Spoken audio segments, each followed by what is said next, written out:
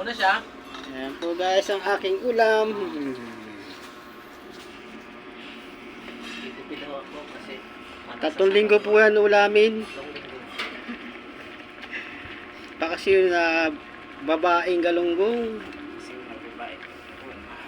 1 linggo po, ay bayad dahil 3 linggo po ang ulamin ko. Pagkatapos po ay itiray, ipritusin ko na guys. Ayan.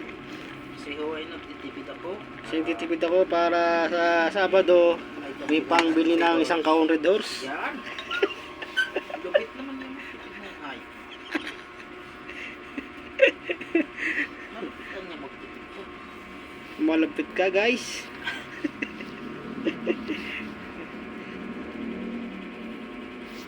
Isa natin.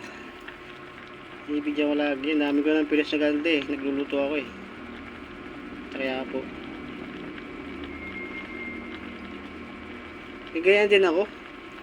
Nandun kay Jude. Alin? Ganyan.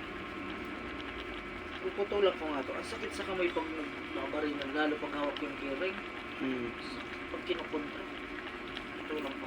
Kasi pag naghahawak ng screw, di mo siya mahawakan ng maayos. Putulan mo, wala yung dulo. Putulan ka para mahawakan yung screw. Yan.